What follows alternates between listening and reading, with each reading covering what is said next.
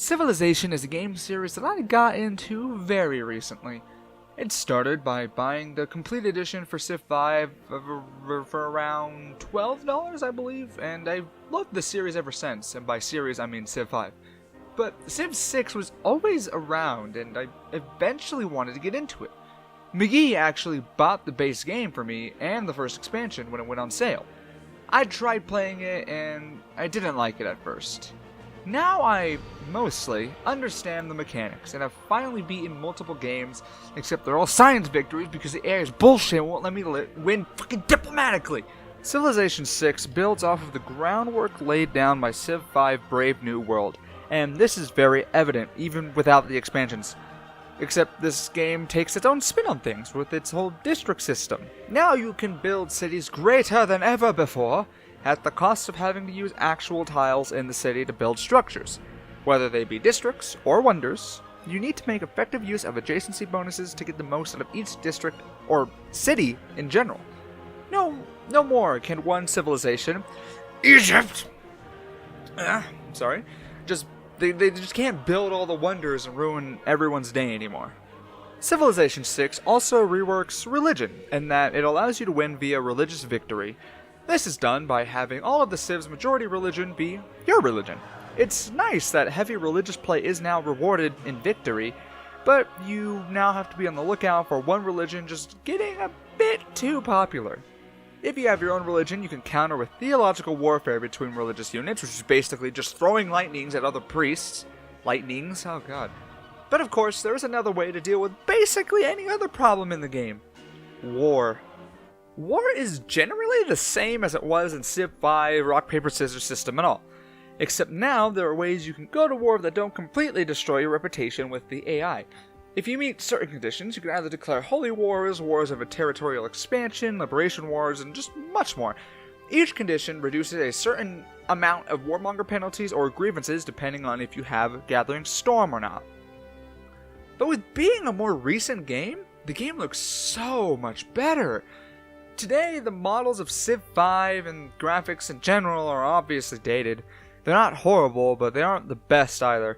Now, I understand everyone won't like Civ 6's art style, but it grew on me. And I honestly love everything about the way the game looks now. It's just so modern.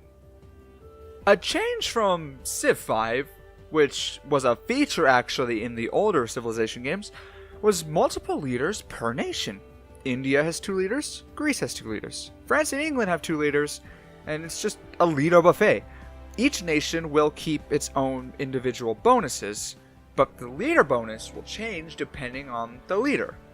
With India, Gandhi is more centered around peace and religion and such, while Chandragupta is more about war and gaining as much land as possible that, isn't his. That is, if you don't piss AI Gandhi off. Honestly, I have very little problems with this game. The ones I do shouldn't be looked over, though. Biggest problem is the AI, obviously.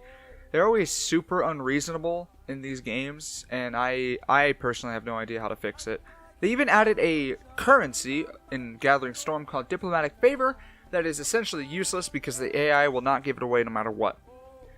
One problem I will complain about is the game's focus on expansion.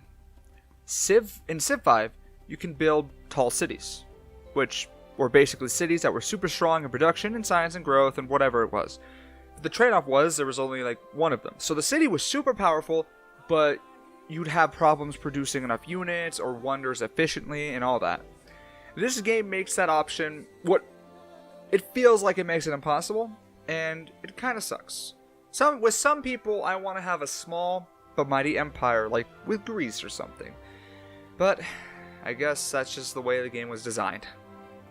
The most painful problem with Civilization 6, however, is the pricing of the game. Now, the game goes on sale very often, so it's never super bad.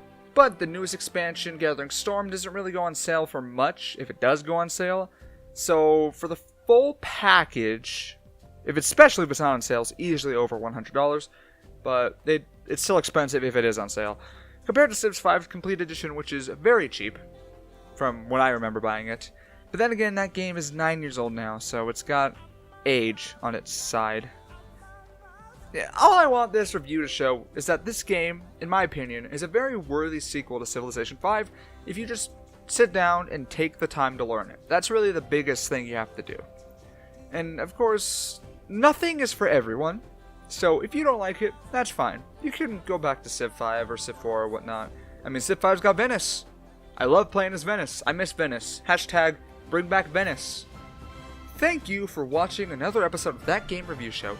I basically only reviewed this game because it was eating all of my free time. I had to review it because I played nothing else in this entire time, so oops. Oh well, James is reviewing once again next week, so be sure to come on by next Wednesday and relax.